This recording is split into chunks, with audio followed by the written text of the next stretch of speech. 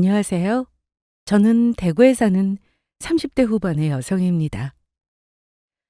여러분들은 평소에 본인의 직감이라는 걸 얼마나 믿으세요? 직감은 흔히들 촉이라고도 부르는데요. 저는 어릴 때부터 주변 친구들 사이에 반무당이라는 별명을 가지고 있었습니다. 그만큼 보통 사람들보다 직감이 잘 맞는 편이었거든요. 촉이 잘 맞는다는 게 한편으로는 신기한 일이고, 한 발 앞서서 미리 대비할 수 있다는 점에서 다행인 일일 수도 있을 겁니다. 하지만 한편으로는 알고 싶지 않았던 혹은 모르고 넘어갈 수도 있었던 일을 알게 된다는 점에서 그게 꼭 좋은 일만은 아니라는 생각도 종종 해왔고요. 그런 생각을 처음 하게 된 건 저희 부모님의 이혼 사실을 알게 되었을 때였습니다. 슬프게도 좋은 일을 감지해내는 촉보다 불길한 일을 알아내는 촉이 꼭 들어맞는 경우가 더 많더라고요. 저희 부모님의 사이가 파탄이 난 건 이미 오래전의 일이었지만 어린 저에게는 최대한 그 사실을 숨기고 싶으셨다고 합니다. 그래서 두 분은 제가 있는 집에서 다투신 적은 손에 꼽을 정도로 없었고, 오히려 제 앞에서는 항상 다정한 모습만 보이셨죠. 제 친구들도 혹은 가끔 집에 놀러 오는 가까운 친척들조차도 그 사실을 까맣게 모를 정도로요. 그런데도 저는 이상하게 부모님이 이혼하실 것 같다는 생각을 자주 했습니다. 당시에는 저 역시도 이유를 정확히는 몰랐지만요. 그것뿐만이 아니었습니다. 주변 친구들의 장난 반, 진단 반 요청에 각자의 시험 합격 여부나 취업 여부, 나아가 지금 남자친구와의 결혼 여부 같은 것들을 맞춰준 적도 많았죠. 원하지 않는 방향으로 촉이 맞았을 때는 너무 잘 맞는 게 절대 좋은 게 아니라고 종종 생각했는데요. 하지만 적어도 이번만큼은 제가 바로 그 촉 덕분에 지옥으로 걸어 들어갈 뻔했던 걸 피할 수 있었습니다. 말하자면 구사일생한 거죠. 그리고 제가 겪었던 그 몇 달간의 지옥 탈출기를 여러분들께도 말씀드리고 싶어서 이 사연을 보내봅니다. 저는 7년 전 남편과 결혼했고 6살이 된 딸아이와 4살짜리 아들을 키우고 있었습니다. 남편과는 2년간의 연애 끝에 결혼했고요. 저희 집은 어릴 때 같은 동네 같은 아파트 앞뒤동에 살았던 이모네와 친하게 지낸 편이었는데요. 그래서 저는 5살 차이 나는 저희 사촌 언니와 무척이나 가깝게 지냈어요. 아빠와 엄마가 이혼하시고 나서도 이모는 저를 잘 챙겨주셨고, 그건 사촌 언니도 마찬가지였습니다. 사촌 언니가 결혼을 하고 나서도 종종 신혼집에 놀러 가서 밥도 얻어먹고 언니와 쇼핑도 하고 좋은 시간을 보내고는 했죠. 그리고 남편을 만났던 그날도 마찬가지였습니다. 당시에 사촌 언니에게는 4살이 된 조카가 있었는데 동네에 새로 생긴 태권도 도장에 등록하겠다고 떼를 쓰고 있었습니다. 저는 언니와 함께 브런치를 먹고 커피를 한잔한 후에 조카를 데리고 같이 태권도 도장으로 향했습니다. 상담도 하고 학원 분위기가 어떤지 둘러도 볼 겸해서요. 도장에 도착하자 문을 열기도 전에 아이들의 기합 소리와 제잘거리는 웃음소리가 먼저 들려왔습니다. 태권도복을 입은 친구들이 신기한 듯 조카는 그쪽으로 뛰어갔고요. 그리고 앞을 제대로 보지도 않고 뛰었다가 넘어질 뻔한 조카를 잡아준 건 하얀 도복을 차려입은 20대 후반의 젊은 사범님이었습니다. 어이쿠, 넘어질 뻔했네. 어머, 죄송해요. 준우야, 엄마가 안에서 뛰면 안 된다고 했지? 애들이 다 그렇죠 뭐. 상담하러 오셨나요? 근데 아들이 친구들 따라서 여기 다니고 싶다고 졸라서요. 상담 좀 해보려고 왔어요. 네, 그럼 안쪽에서 안내해드리겠습니다. 두 분 같이 오신 거죠? 그때 사촌 언니 뒤에 서 있던 저와 그 사범님의 시선이 마주쳤고요. 그게 바로 저희의 첫 만남이었습니다. 상담을 하면서 이상하게 시선이 자꾸 마주친다 싶었는데 나중에 알고 보니 그때 남편이 저에게 첫눈에 반해서 자기도 모르게 자꾸 쳐다보게 됐었다고 하더라고요. 그 새로 생긴 태권도장에는 2명의 사범님이 있었는데 다른 한 분이 태권도장을 차린 분이시자 남편의 대학교 선배였고 남편은 그때 월급을 받으며 일하는 직원이었고요. 아무튼 조카는 그날 상담 후 태권도장에 등록해서 다니게 되었고 이후로 저는 사촌 언니를 만날 때면 조카를 태권도장에 데려다 주면서 그 뒤로도 몇 번 마주치고는 했습니다. 사실 학원 셔틀 본고가 아파트 단지 앞을 돌면서 아이들을 태워가고 퇴워오고 했기 때문에 직접 갈 필요가 없었는데요. 저는 가깝기도 하고 겸사겸사 산책도 한다는 핑계로 데려다 주고는 했던 거죠. 아무튼 그렇게 오며 가며 마주치다가 저희는 결국 사귀게 되었습니다. 그때는 정말 TV에서나 나올 것 같은 운명적인 만남이라고 생각을 했는데 지금 돌이켜 생각을 해보니 악연도 그런 악연이 없었습니다. 어쨌든 그때는 제 나이도 갓 대학원을 졸업하고 회사에 들어간 지 1년도 채 되지 않았던 20대 중반이었으니 정말 풋풋한 시절이었죠. 그 뒤로 2년쯤 연애를 하고 저희는 여느 커플들처럼 연애의 종착역인 결혼을 하게 되었습니다. 처음에는 친정 아버지 반대가 좀 심했습니다. 일단 당시 남편의 직장이 돈벌이가 안 된다는 게 첫째 이유였습니다. 여느 직장이 대부분 그렇겠지만 월급쟁이로 일하는 태권도 사범은 생각보다 월급이 많지 않더라고요. 그래서 다들 목돈만 모이면 태권도장을 직접 차리고 싶어 하는 거라고 들었고요. 그리고 두 번째 이유는 아버지가 체대에 대한 편견이 조금 있으셔서 운동하는 사람보다는 저처럼 공부해서 일반 회사에 사무직으로 일하는 사람을 만나는 게 좋다는 바람이 있으셨거든요. 하지만 돈은 저도 벌고 있고 남편이 평생 월급쟁이로만 일할 것도 아니니 경제적인 부분은 적어도 제게는 큰 문제는 아니었습니다. 그래서 여러 차례에 걸친 제 오랜 설득 끝에 아버지는 결국 이 결혼을 허락하셨고요. 어쨌거나 처음에는 마음에 들어하지 않으시던 아버지도 나중에는 사위를 엄청 예뻐라 하셨습니다. 남편이 워낙 넉살이 좋은 데다 저희 아버지 또래의 아저씨들이랑 코드가 잘 맞더라고요. 한동안 주말만 되면 저희 아버지와 남편 둘이서만 술도 마시러 다니고 낚시도 다니고 할 정도였죠.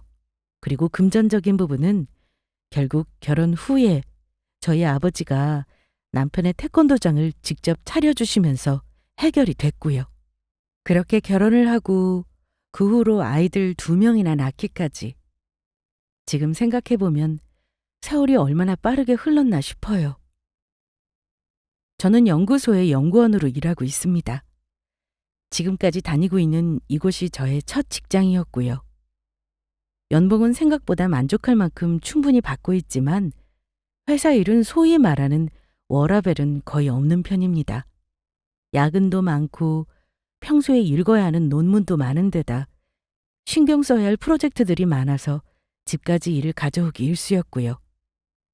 국내외 출장이 며칠씩 이어지는 경우가 많아서 집을 비우는 일도 종종 있었습니다. 거기다 둘째를 낳고 나서는 아이가 이유 모를 고열로 한동안 새벽마다 응급실을 자주 왔다 갔다 했거든요. 그래서 아이가 많이 아플 때에는 제가 일을 관둬야 하나 싶은 고민도 많이 했죠. 하지만 여기서 그만두기에는 그간 쌓아온 커리어가 너무 아까웠고 저는 제가 하는 일을 좋아하고 앞으로도 할 수 있는 한 계속하고 싶었습니다. 그래서 아이들이 많이 어릴 때는 아이를 봐주시는 이모님의 도움을 받았죠. 그래도 맞벌이와 육아를 같이 하는 건 쉬운 일이 아니었지만요. 어린이집과 유치원에 들어간 지금은 한결 형편이 나아져서 저도 예전처럼 계속 일을 할 수 있었습니다.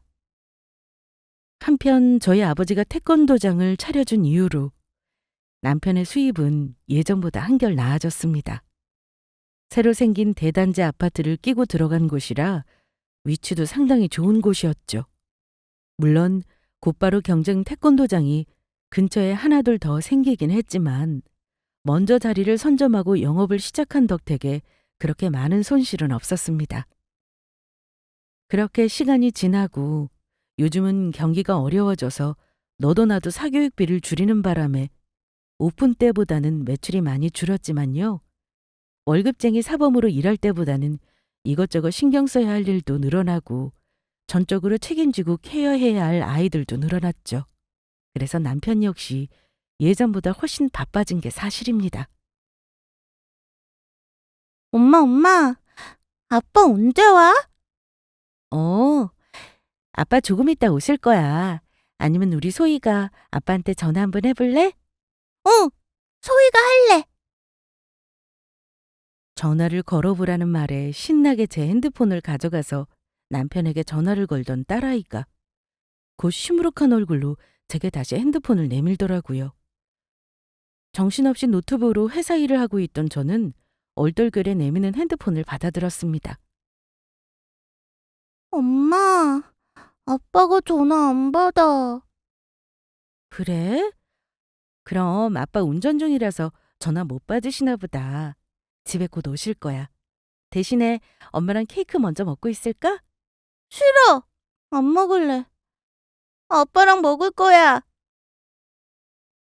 오늘은 딸아이의 생일이었습니다. 오늘은 모두 일찍 들어와서 모처럼 같이 저녁도 먹고 케이크에 촛불도 불고 선물도 전달하기로 했었죠. 하지만 약속한 시간이 8시가 훨씬 넘어도 남편은 들어오기는커녕 전화 한 통도 없이 연락도 받지 않고 있었습니다. 더 슬픈 건 이런 일이 벌써 한두 번이 아니라는 사실이었어요. 시계가 9시에 가까워져 가고 화가 난 제가 남편 핸드폰으로 전화를 10여 통쯤 더 걸었을 때였습니다. 그제서야 남편이 간신히 전화를 받더라고요. 당신 도대체 어디야? 나 그때 말했던 투자하신다는 형님 기억나지? 그 형님 만나고 있어. 뭐? 아직도 거기 있으면 어떡해. 오늘 소희 생일인 거 잊었어? 같이 케이크 불기로 했잖아. 아까부터 아빠 언제 오냐고 애가 얼마나 기다리고 있는데. 아, 미안. 나 정신 없어서 진짜 깜빡했다. 여보, 어쩌지? 지금 도저히 빠질 수가 없는데. 아니다. 지금이라도 갈까? 됐어. 지금 출발해도 한참 걸릴 거 아니야. 애들 이제 잘 시간이야. 진짜 미안해, 여보. 소희 좀 바꿔줘봐. 딸아이 생일도 같이 챙기지 못할 만큼 뭐가 그렇게 바쁜지 저는 도통 이해가 가지 않았죠. 늦기만 하면 다행이지. 심지어 아예 약속을 잊어버리기도 일쑤였습니다. 까맣게 잊고 있다가 전화를 하면 그제서야 늦게 허둥지둥 나타나서 늘 오늘 같은 변명을 하고는 했어요. 투자자랑 사업 관련해서 자문받을 분들이랑 만나서 정신이 없었다고요. 어떤 사업이냐고요? 요즘 무슨 헛바람이 들었는지 남편은 지금 운영하고 있는 태권도장 말고도 또 다른 사업을 구상 중이었거든요. 무슨 재활용 사업체인지 뭔지를 차리겠다는데 정확히 뭘 하겠다는 건지는 저 역시도 들었는데 모르겠더라고요. 투자자에게 사업 자금을 받고 싶으면 초등학생이 들어도 이해가 갈 정도로 쉽고 명확하게 설명을 해야 설득력이 있을 것 아니겠어요? 그런데 와이프인 제가 들어도 무슨 말인지 수익 구조가 어디서 나온다는 건지 무슨 비전이 있다는 건지 당최 이해를 못하겠으니 문제였죠. 한마디로 하고 싶다는 사업은 온통 뚱구름 잡는 이야기들이라는 말과 비슷했습니다. 제가 사업을 말릴 단계는 이미 지나 있었습니다. 처음에는 제가 남편에게 화도 내보고 짜증도 내보고 몇 날 며칠 설득도 해봤죠. 그쪽 일 관련해서 전공을 하거나 경력이 있는 것도 아니고 본인이 잘 알지도 못하는 걸 하겠다고 하는 거냐고. 사업이 그렇게 쉬운 일인 것 같냐고요. 하지만 제 만류에 불같이 화를 내면서 자기는 하고 싶은 일을 해볼 자유도 없는 거냐고 하더라고요. 도와달라고 안 할 테니까 방해는 하지 말아달라면서요. 저는 결국 설득하기를 포기했습니다. 사실 태권도 관장을 하고 있다고 해서 평생 태권도장만 운영해야 한다는 법은 없었죠. 사람은 하고 싶은 일을 하고 살고 늘 꿈을 꾸면서 살아야 하고요. 저는 남편의 뜻을 존중해 주기로 했습니다. 사실 반폭이나 마찬가지였지만요. 대신 저는 3가지 조건을 걸었습니다. 첫째로 새로운 사업을 하더라도 가정에 충실할 것, 특히 아이들과 함께 보내는 시간을 최대한 확보할 것. 둘째로 지금까지 하던 것처럼 태권도장을 꾸준하게 운영하고 새로운 사업에 들이는 돈은 최소한으로 할 것. 마지막으로 저에게 도와달라고 하지 않을 것이었습니다. 다른 것들은 그렇다 치고 마지막 조항은 왜 들어갔는지 궁금하실 겁니다. 거기엔 사연이 있었죠. 지금으로부터 딱 1년 전 친정아버지가 폐암으로 돌아가셨습니다. 암을 발견한 후로 채 몇 달을 버티지 못하고 돌아가셨죠. 그 몇 달이 저에게는 살면서 제일 끔찍했던 시간이었습니다. 하루도 울지 않고 잠든 밤이 없을 정도로요. 어머니와 이혼한 이후 아버지와 저는 거의 서로에게 베스트 프렌드나 마찬가지인 영혼의 단짝으로 지냈거든요. 어릴 때에는 이혼하고 사시는 부모님이 모두 미웠지만 나중에는 저를 놔두고 간 어머니도 그리고 이혼할 수밖에 없었던 아버지도 모두 이해가 가더라고요. 그리고 저는 아버지와 살면서 서로의 외로움도 이해하게 되었고요. 아무튼 그랬던 아버지가 돌아가시면서 외동딸이었던 저에게 거액의 유산을 물려주고 떠나셨습니다. 아, 참고로 어머니는 5년 전에 이미 돌아가셨고요. 평생을 힘 닿는 한 근면하게 일하고 본인의 소비는 엄격한 것이 아버지뻘 세대의 특징이잖아요. 저희 아버지도 바로 그런 분이셨습니다. 아버지는 원래 조선소에서 일하셨는데 월급을 한 푼 두 푼 모아서 종잣돈을 만들어 투자했던 사업이 대박이 났죠. 저도 정확하게는 알지 못하는데 해외에서 들여온 물건을 다시 새로운 거래처에 되파는 사업이었습니다. 대충 사업이 잘 되셨다는 소식은 저도 알 수 있었지만 제가 체감할 수 있는 변화는 딱히 없었습니다. 그도 그럴 것이 사업이 잘 되는데도 아버지는 여전히 퇴직을 하실 때까지 조선소를 계속 나가셨고 비싼 아파트를 사지도 비싼 차를 굴리지도 않으셨거든요. 살아생전 본인을 위해서는 비싼 옷 한 벌 제대로 산 적 없으시면서 하루도 쉬는 날 없이 소처럼 일만 하셨죠. 그리고 그렇게 모은 돈은 전부 자식인 저에게 물려주셨고요. 사실 결혼한 이후 남편에게 태권도장을 차려주신 것만 해도 저는 이미 아버지께 충분한 도움을 받았다고 생각하고 있었습니다. 앞으로는 그 어떤 도움도 받지 않겠다고 말씀드렸었고요. 아버지 재산에는 더더욱 관심이 없었습니다.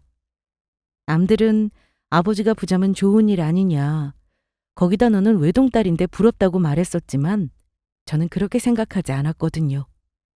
아버지는 아버지 돈이고 저는 제가 하는 일로 쓸 돈을 벌면 된다고 생각했죠. 거기다 증여도 아니고 유산이라는 건 어디까지나 부모님이 돌아가셔야 물려받는 거잖아요. 아버지가 이렇게 일찍 갑자기 가시게 될 줄은 저도 꿈에도 몰랐었고요. 어쨌든 그 1년 사이에 저에게 남은 건 평생을 친구처럼 함께 해왔던 아버지의 부재와 제가 알지도 못했던 액수의 유산이었습니다. 유산을 물려받자 주변에서는 갑자기 지대한 관심을 보이더라고요. 그 돈을 어디에 쓰라며 이것저것 참견하기도 했고요. 건물을 사라는 둥, 어디 투자를 하라는 둥, 친한 사람을 소개시켜 주겠다는 둥, 별의별 연락이 다 왔죠. 하지만 저는 그 어떤 것도 하지 않았습니다. 그저 그 돈을 전부 통장에 고스란히 넣어두었죠. 아직 아버지의 흔적 같은 그 돈을 꺼내 쓰기에는 마음이 너무 아팠거든요. 저희 남편도 이 사실을 알고 있었습니다. 아버지 얘기만 나와도 아직 통곡을 하는 저를 보며 당분간 통장에 넣어두고 쳐다보지도 말자고 먼저 제안한 것도 남편이었고요. 수중에 현금이 그대로 있고 꺼내 쓰기는 딱 좋잖아요. 그래서 남편의 새 사업에 제가 받은 유산은 한 푼도 쓰지 않는다는 조건을 달게 된 겁니다. 어쨌든 그 세 가지 조건에 남편은 동의를 했고 저는 그걸로 남편의 사업에 더는 참견하지 않기로 했고요. 그렇게 우리 부부 사이의 합의는 잘 지켜지는가 싶었죠. 남편이 가정에 충실하고 아이들과 보내는 시간을 최대한 확보한다는 첫 번째 조항을 슬슬 어기기 전까지는요. 그리고 거기에 대한 불만이 점점 쌓여가고 있을 때 뜻밖의 사건이 생겼습니다. 그동안 잠잠했던 제 촉이 다시 발동된 건 정말 우연한 일이었고요. 발단은 정말 사소한 계기였습니다. 하루는 모처럼 아이들과 같이 키즈 카페에 갔다가 돌아오는 길에 장을 보려고 집 근처 대형마트에 들렸어요. 아이들이 좋아하는 걸 카트에 있는 대로 집어담는 걸 안 보는 뒤에서 몰래 원래 자리에 갖다 두는 게 남편이 주로 하는 일이었고요. 남편 마음대로 그러는 건 아니었고 제가 시킨 일이었죠. 애들이 사달라는 걸 다 사줄 수는 없는 일이었으니까요. 어쨌든 그러다 보니 제가 카트를 밀면서 애들을 데리고 앞으로 가고 남편은 주로 뒤쪽에 빠져서 몇 걸음 늦게 오는 게 보통이었어요. 엄마! 저거! 나 저거 사줘! 소희야, 뛰면 안 돼. 동생 손잡고 가야지. 엄마, 업어줘. 왜, 다리 아파? 조금 있다가 업어줄게. 정우야, 일단 누나 손 잡아.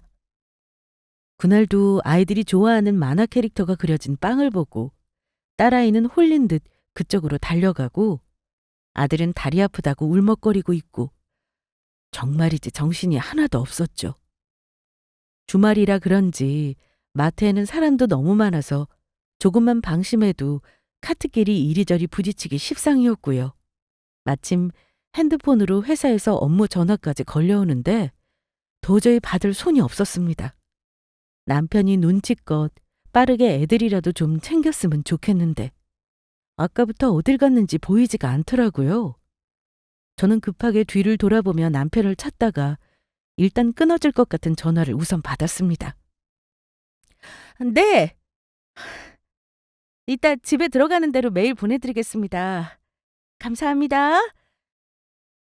눈으로 애들 위치를 살피면서 전화를 받고 그 통화가 끝날 때까지도 남편은 보이지가 않았죠. 저는 조금 짜증이 나서 아이들에게 기다리라고 한 뒤 카트를 두고 빠른 걸음으로 걸으며 남편을 찾았습니다. 코너를 3번쯤 돌자 남편이 한참 뒤에 서 있더라고요. 누군가와 통화를 하는 중이었습니다. 제가 불렀지만 제 목소리를 못 듣더라고요. 저는 가까이 가서 남편의 어깨를 툭툭 두드렸습니다. 여보. 네. 알겠습니다. 이따 뵐게요. 화들짝 놀라 뒤를 돌던 남편이 황급히 전화를 끊더라고요. 왜 왔어? 애들은? 당신이 하도 안 오니까 내가 찾으러 왔지. 애들은 저쪽에 있어. 근데 누군데 전화를 그렇게 끊어? 아니, 통화 끝났으니까 끄는 거지. 그때 그 형님 투자쳐. 얼핏 들린 건 여자 목소리 같았는데 이상하더라고요. 제가 미심쩍은 얼굴로 남편을 쳐다보자 남편은 오히려 왜 애들을 놔두고 다니냐면서 오히려 저를 타박했습니다. 얼른 발길을 돌려 먼저 애들이 있는 곳으로 가더라고요. 그 뒷모습을 보는데 저는 뭔가 알 수 없는 쎄함을 느꼈고요. 이상한 일은 그뿐만이 아니었습니다. 최근에 시누이네가 새 아파트로 이사를 해서 집들이 겸 같이 저녁 식사를 하느라 시댁 식구들이 다 같이 모인 적이 있었습니다. 이 방 저 방 다니며 새집 구경도 하고 시누이가 준비한 음식들을 먹으며 모처럼 다들 화기애애한 분위기였죠. 3년 전에 시아버지가 돌아가신 이후로 시댁 식구들끼리 예전보다 조금 더 자주 만나는 편이었거든요. 아무래도 가족 중에 빈자리가 생기면 남은 식구들끼리 같이 모여서 얼굴도 보고 이야기도 나누고 하는 게 많은 위안이 되니까요. 저 역시도 외동이라 아버지가 돌아가신 이후로 만날 형제는 없었지만 이모네와는 여전히 친하게 지내서 그전보다 더 자주 이모 댁에 찾아가고는 했고요. 저희 남편은 평소에 술을 엄청 좋아하는 데다가 마침 시누이와 서방님도 그런 편이라 시댁 모임에는 거의 술이 빠지지 않았는데요. 그날도 시누이가 미리 사다 둔 술이 한 박스였습니다. 아니, 너는 무슨 술을 이렇게 많이 사놨어? 아, 엄마, 마시다 남기면 되지 뭐가 문제야. 어중간하게 사두면 중간에 술 떨어져서 사기 힘들단 말이야. 아유, 무슨 여자애가 저희 오빠 닮아가지고 술을 이렇게 많이 마셔? 그나저나 재아는 아까부터 어딜 갔어? 얘 소희애미야. 재아 어디 갔니? 아까 주차장에 뭘 가지러 간다고 하던데 아직 안 오네요?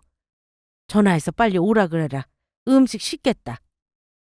시어머니 재촉에 제가 남편에게 전화를 걸어봤지만 통화 중이더라고요. 저는 폰을 내려놓고 남편이 바닥에 아무렇게나 벗어던지고 간 재킷을 옷걸이에 걸어두려고 집어들었습니다. 그런데 재킷 주머니가 얇은 탓에 주머니 안에 있던 내용물이 밖으로 쏟아졌습니다.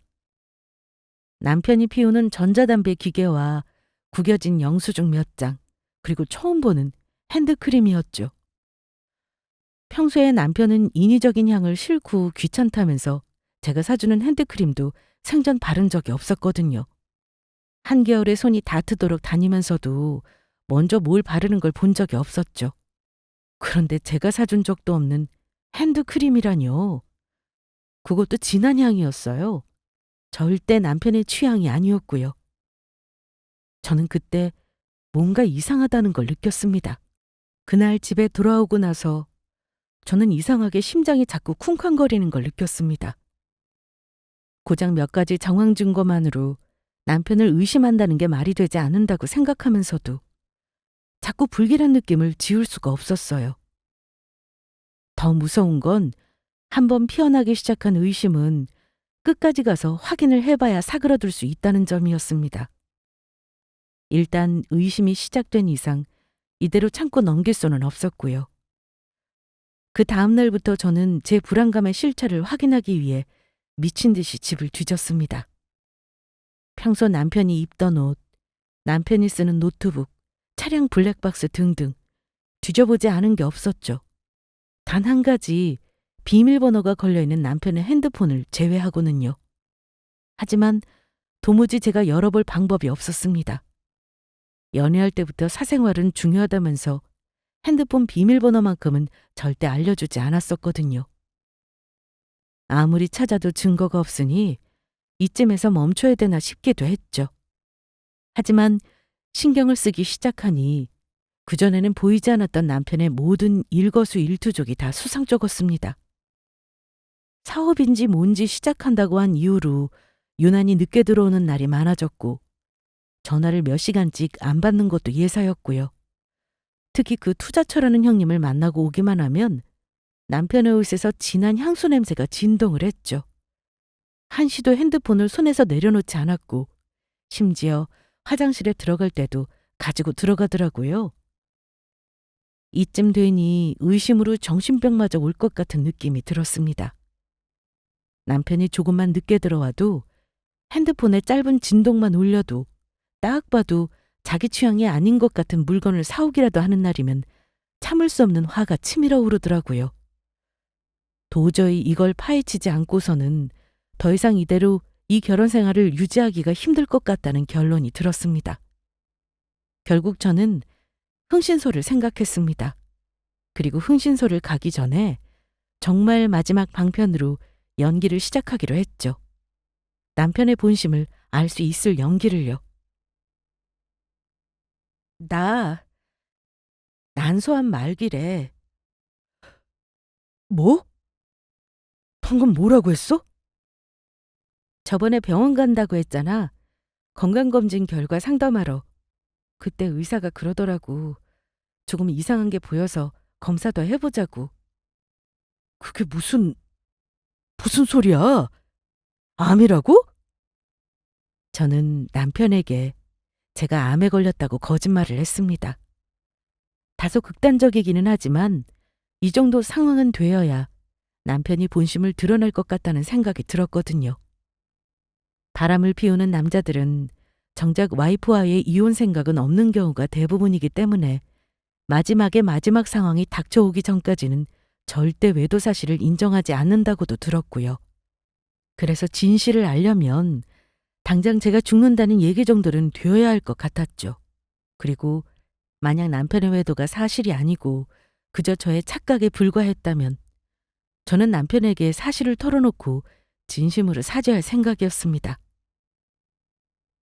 나 이제 어떻게 해야 돼? 나 너무 무서워. 일단 진정하고 여보, 아무 일 없을 거야. 그래, 우선 다른 병원에도 가보자. 진단이 잘못됐을 수도 있잖아. 내가 큰 병원에 예약해둘게. 그럴 일 없어. 건강검진 한 병원에서 소견서 받아서 이미 한 달 전에 서울에 있는 대학병원에서 검사하고 온 거야. 서울에 출장 간다고 했던 그날 말이야. 결과 나올 때까지 걱정시키기 싫어서 당신한테 말 안 하고 다녀온 거고. 나한테 말을 했어야지. 어떻게 당신 혼자서 힘들게.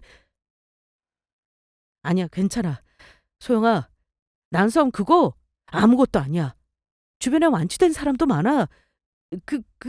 내 친구 와이프도 난소암이라고 했는데 아직까지 멀쩡하더라고.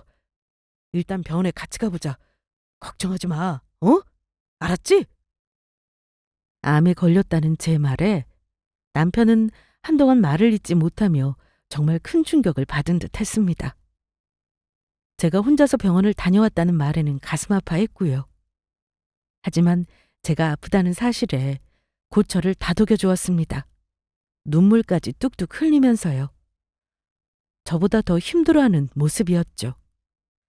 그날 저녁에 밥을 먹다가도 목이 막힌 듯 안방으로 달려가 한참 만에 붉어진 눈으로 다시 나오는 남편을 보며 저는 이 모든 게 저의 오해였던 게 아닐까 싶었습니다. 그렇지 않고서야 와이프가 아프다는 말에 저렇게까지 슬퍼할 리가 없으니까요. 밤에 침대에 나란히 누워서도 남편은 한참을 제 손을 꼭 붙들고 위로해 주었습니다.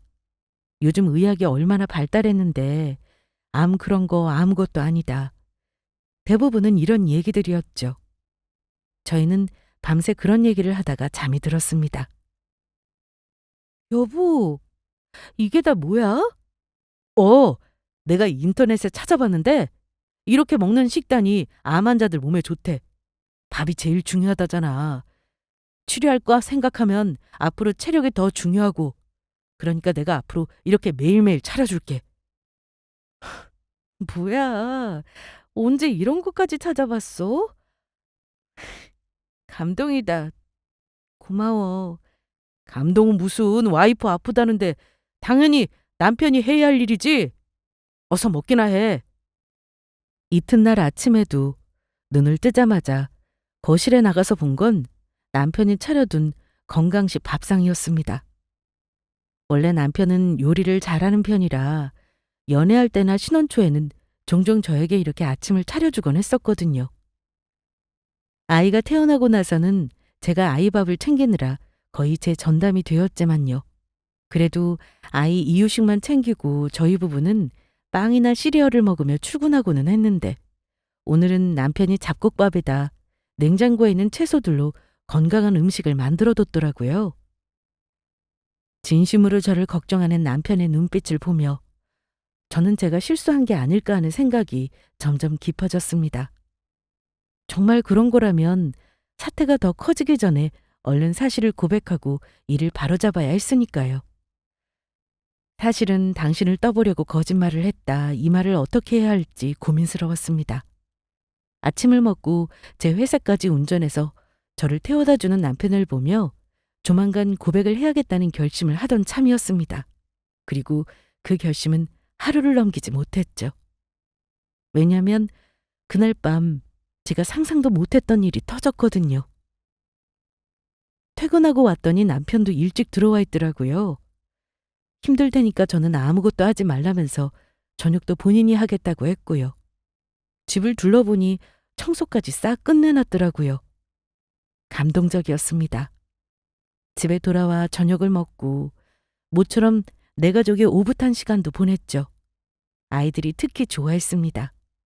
앞으로 병원 예약 일정을 묻길래 적당히 2주 뒤라고 둘러댔습니다. 그리고 보험이며 회사며 그런 걸 어떻게 할 생각인지 대충 얘기들을 나누다 보니 피곤이 몰려오더라고요. 남편은 거실에서 보험 서류를 좀 찾아보겠다며 저더러 먼저 자라고 하더라고요. 누워서 잠을 청하는데 뭔가 느낌이 이상했습니다. 어쩐지 이대로 잠이 들면 안 될 것 같은 기분이 들었죠. 벌써 12시가 넘었는데 평소 같으면 코까지 골면서 먼저 잠들었을 남편은 아직도 방으로 들어올 생각을 하지 않고 있었고요. 저는 슬며시 안방문을 열고 거실로 나갔습니다. 그리고 남편은 그곳에 없었고요. 불 꺼진 복도 저 멀리에서 화장실 불빛이 희미하게 새어나오고 있었습니다. 이게 웬 떡이야 진짜. 암에 걸렸대. 발걸음을 줄이고 화장실 문 앞까지 다가가자 잔뜩 목소리를 낮춘 남편이 누군가와 통화를 하고 있었습니다. 아니라니까. 조만간 병원 가보기로 했는데 아마 확실한 것 같아. 아니면 병원에서 그렇게까지 얘기했겠어? 혹시나 하니까 검사 더 해보자고 한 거지. 수술은 좀 어려울 것 같다고 했다던데?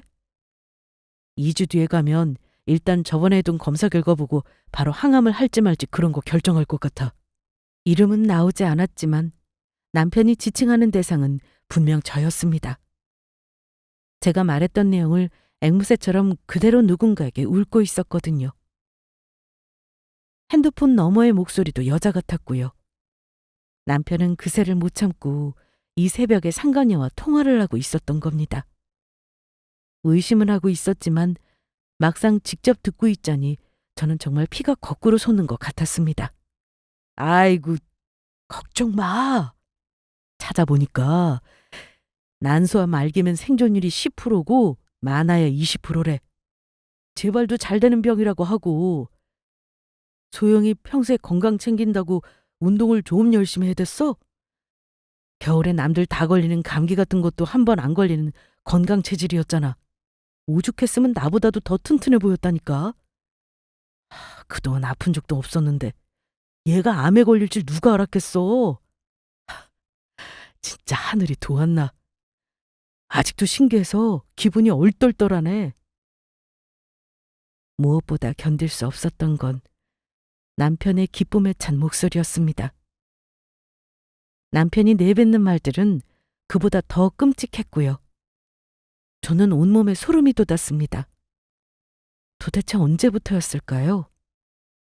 저와 한 이불을 덮으며 같은 밥을 먹고 2명의 아이들을 낳고 키우며 살던 내 남편이 이렇게까지 저의 죽음에 기뻐하게 된 것이 말입니다.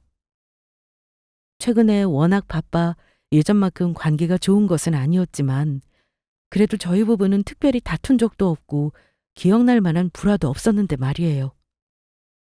도대체 제가 뭘 잘못해서 이렇게 된 걸까요? 저는 화장실 문 밖에서 입을 틀어막고 소리 없이 눈물을 삼켰습니다. 비틀거리며 방으로 간신히 돌아와 다시 잠든 척 누워있으니 얼마 지나지 않아 남편이 안방으로 들어왔습니다. 더 소름 돋는 게 뭔지 아세요? 방으로 들어오면서 얼마나 기분이 좋아졌는지 남편은 작게 콧노래까지 부르고 있더라고요. 그리고는 제 옆에 누워서 제가 잠들었는지를 확인하더니 핸드폰으로 한참 누군가와 문자를 나누며 연락을 하다 마침내 잠이 들었습니다. 남편이 코 고는 소리를 듣자마자 저는 자리에서 일어났습니다. 그리고 협탁에 놔둔 남편의 핸드폰을 집어들고 거실로 나갔습니다. 정말 다행스럽게도 어제 아침 핸드폰을 부셔먹었다며 오늘 새 핸드폰을 사들고 집에 돌아왔거든요. 잊어버린 모양인지 아직 핸드폰에 비밀번호가 걸려있지 않았습니다. 그 사실은 아까 새 핸드폰을 잠깐 보여줄 때 확인했었고요. 저는 덜덜 떨리는 손으로 통화 목록을 확인했습니다. 그리고 제 핸드폰을 가져와 사진을 찍을 준비를 했고요. 그런데 이게 무슨 일일까요? 제가 아까 상간녀라고 확신했던 사람은 사실 상간녀가 아니라 바로 저희 시어머니였습니다. 핸드폰에 어머니라고 떡하니 저장되어 있었죠. 통화 시간을 확인하고 제 폰에서 어머니의 번호도 다시 확인했습니다. 진짜 기가 막혀서 할 말이 없더라고요. 물론 그렇다고 바람을 피우지 않은 것도 아니었습니다. 통화 목록을 조금 아래로 내리니 유난히 투자처 형님과 통화를 자주 했더라고요. 저는 바로 메신저를 열어서 들어갔죠. 아니나 다를까 제 예상이 맞았습니다. 투자처 형님이라고 저장된 그분 이름에 메신저 프로필 사진은 웬 젊은 여자가 있더라고요. 대화창을 열었더니 더 가관이었습니다. 온통 와이프인 저를 욕하는 내용과 둘이서 입에 담지도 못할 은밀한 내용을 나눈 대화, 그리고 심지어 우리 아이들에 대한 이야기까지 있었습니다. 앞으로 애들을 누가 키울 건지, 하나쯤은 자기가 키우고 싶은데 상간녀가 정 싫다고 하면 애들은 할머니 댁에 맡기겠다는 내용이었습니다. 짐승도 자기 새끼는 자기가 키운다던데 저는 금소환도 못한 인간과 지금까지 살고 있었던 겁니다. 거기다 예전 핸드폰에 있던 데이터를 모두 옮겼는지 같이 찍은 사진들이 새 핸드폰에도 고스란히 남아있더라고요. 저는 핸드폰에 남아있는 사진과 대화 내용, 연락처 등이 담긴 모든 증거를 제 핸드폰으로 옮겨두었습니다. 저는 그 다음 날부터 일체의 외도 증거를 탈탈 털어내기 위해 흥신소에 의뢰를 맡겼습니다. 도저히 저 혼자만의 힘으로는 모든 걸 알아낼 수가 없더라고요. 핸드폰도 조만간 비번이 걸릴 게 뻔했고요. 그리고 나중에 알게 되었습니다. 알고 봤더니 그 상간녀는 바로 저희 시어머니가 소개해 준 거라는 사실을요. 제 앞에서는 그동안 불편한 내색 한번 하지 않았던 저희 시어머니가 사실은 결혼할 때부터 저를 못마땅하게 여기고 있었더라고요. 또 뭘 하셨더라? 제가 고집이 세고 드센 성격이라 남편 잡아먹을 상이라고요. 며느리는 그저 조금 부족한 듯해서 남편을 받들어 모시고 남편 수발을 잘 들어야 하는데 저는 제가 잘났답시고 일한다고 밖으로 도는 것도 마음에 안 들었다고 하셨죠. 하지만 저희 친정에 돈이 많고 저희 아버지가 태권도장까지 차려준 이유로 그 얘기는 남편의 신신당부로 입 밖에도 꺼내지 않게 되었던 거고요. 어머니는 3년 전쯤부터 이혼을 하라며 남편을 계속 닥달했고 급기야 1년 전에 지금의 상간녀를 소개해주기까지 했다고 합니다. 상간녀는 이혼 경력은 있지만 아이는 없었고 저희 남편이 곧 이혼할 거라는 얘기를 전해들은 채 만남을 시작했다고 했습니다. 당장이라도 이혼을 할 뻔했던 게 지금까지 질질 끌게 된 이유는 바로 저희 아버지 때문이었죠. 상간녀와 한창 불타오르는 만남을 지속할 때쯤 저희 아버지가 돌아가셨고 제가 아버지의 유산을 전부 넘겨받게 되었으니까요. 그 상태로 이혼하기에는 제가 받은 유산이 너무나도 욕심이 났던 거고요. 이러지도 저러지도 못한 채 시간만 보내고 있었는데 마침 제가 암에 걸렸다고 했으니 얼마나 기뻤을까요? 아마 하늘이 자기를 돕는다고 생각했을 겁니다. 그런 줄도 모르고 저희 아버지는 사위를 그렇게 예뻐하셨는데 돌아가신 아버지가 이 사실을 알면 하늘을 위해서 얼마나 가슴 아파하실까요? 그 생각을 하니 피눈물이 날 것 같더라고요. 저는 당장 변호사를 고용했습니다. 그리고 제가 모은 불륜의 증거들과 흥신소에서 넘겨받은 자료를 모두 전달했고요. 모든 사실을 알게 된 이상 저 두 인간들을 가만둘 수는 없었습니다. 저희 시어머니도 마찬가지였고요. 한편으로는 남편에게 말했습니다. 서울 병원에 갔다가 그날 바로 입원해야 할지도 모르니까 최대한 정리할 수 있는 것들은 정리를 해두고 가고 싶다고요. 그동안 제가 모아둔 예금 적금 내역을 오픈하고 그리고 가장 중요한 아버지의 돈이 고스란히 남은 통장도 눈앞에서 한번 다시 보여주었죠. 남편 놈은 아주 거기서 눈을 떼지를 못하더라고요.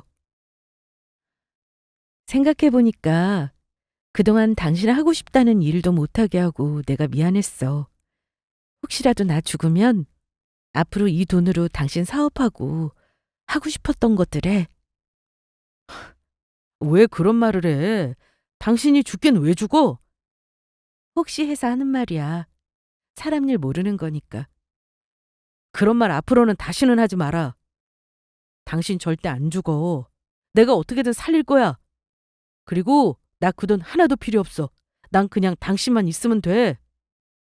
청산유수로 말을 하는데 남편놈 연기력이 아주 나무주연상급이더라고요. 저모르게 연기 학원이라도 다녔나 싶을 정도였죠. 이것도 제가 곧 죽는다고 하니 좀 더 감정에 몰입해서 나온 혼신의 연기였겠죠? 저는 이어서 남편 몰래 시어머니를 만났습니다. 남편이 바람 피우고 있는 거 알고 있고 그걸 어머님이 소개시켜 준 것도 알고 있다고 했더니 아주 사색이 되더라고요. 아니, 나는 그럴 의도는 아니었고 저기 소예미야, 내 얘기를 좀 들어봐라. 아니요? 전 더 듣고 싶은 말도 없고 어머님이 버리신 일이니까 어머님이 정리해 주세요. 뭘 어떻게 말이냐? 어머님이 그 여자한테 소희 아빠랑 헤어지라고 말씀해 주세요. 확실히 헤어지는 거 확인하면 친정아버지한테 받은 그 돈 어머니한테 드릴게요. 정말이냐? 그 돈을 전부 준다고?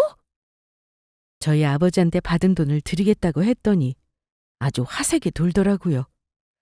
그 엄마의 그 자식이었죠. 저는 그럼 어머니만 믿고 있겠다고 하며 집으로 돌아왔습니다. 왜 이렇게까지 했냐고요? 제가 이혼을 하더라도 상간녀와 남편놈이 잘 되는 꼴은 또 두고 볼 수 없었거든요. 얌전히 이혼해 주는 게 오히려 저 인간들이 바라는 걸지도 모르고요. 그리고 시어머니가 다시 저희 집으로 저를 찾아오기까지는 사흘도 걸리지 않았습니다. 상간녀의 집까지 쳐들어가서 당장 헤어지라고 소리소리를 지르고 왔다시더라고요. 상간녀가 어떤 반응을 보였는지는 안 봐도 알만했죠. 그 얘기를 듣기도 전에 얼굴이 시뻘개진 남편이 저와 시어머니를 찾아 집으로 뛰쳐들어왔거든요. 엄마, 하나한테 뭔 짓을 한 거야? 어이구, 저 정신머리 없는 놈. 애미한테 말버릇이 그게 뭐냐? 진짜야? 엄마, 하나한테 가서 헤어지려고 했다며? 그 여자가 난리라도 쳤는지 남편은 눈이 아주 돌아서는 집에 오자마자 시어머니를 향해서 소리를 고래고래 질러댔죠. 시어머니는 기겁을 하며 제 눈치를 살피느라 바빴고요. 저는 코웃음을 쳤습니다. 제가 헤어지라고 했다는 걸 남편도 전해 들은 모양인지 아주 제 앞에서 숨길 생각도 하지 않더라고요. 남편의 화는 곧 저에게 이어졌습니다. 너 지금까지 연기한 거야? 이거 다 알면서도 모르는 척하고 있었던 거라고? 너란 여자 진짜 소름 끼친다. 입 조심해. 소름 끼치는 게 지금 누군데 어디서 적반하장이야? 징그럽다 진짜.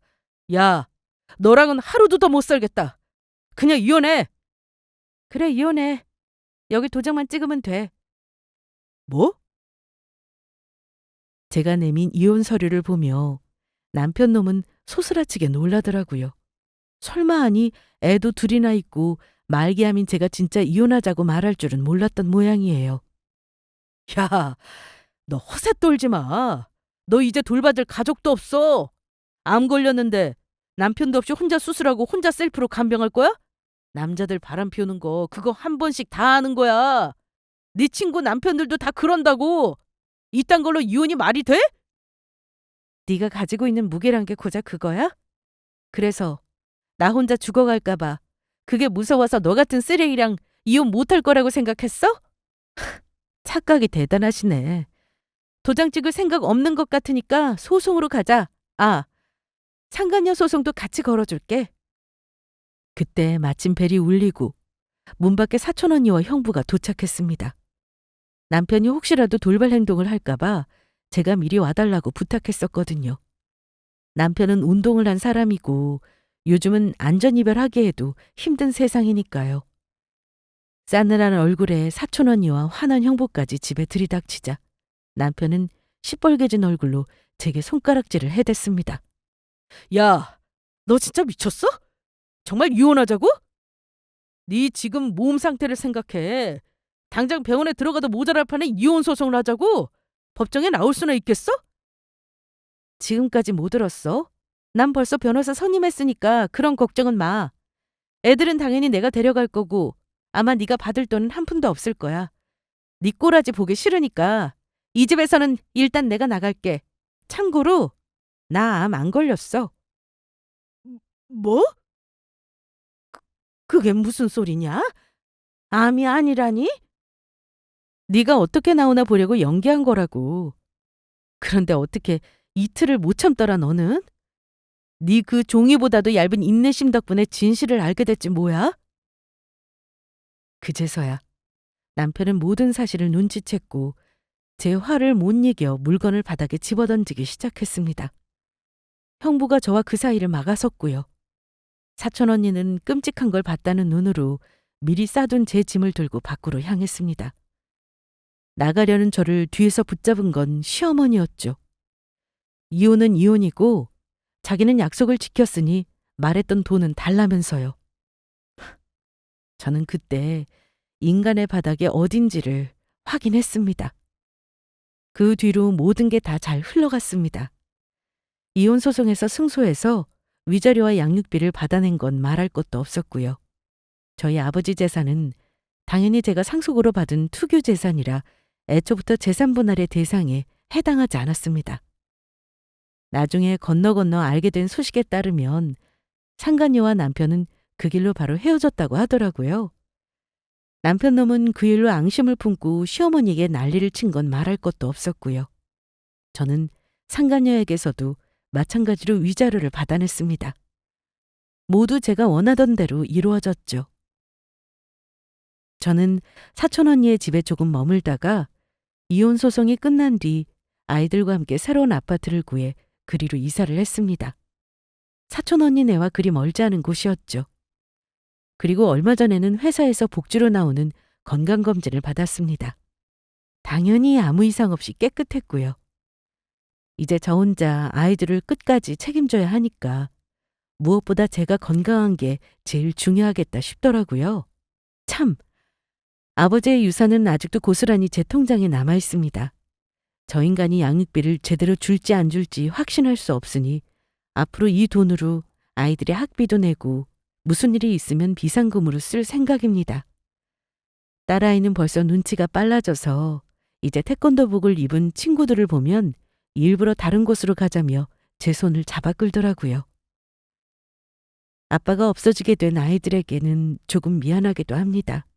하지만 저런 시댁과 아빠의 존재는 차라리 없는 게 낫다는 사촌 언니의 말처럼 제가 2명분의 역할을 하려고 오늘도 열심히 살고 있습니다. 여기까지 들어주셔서 감사합니다.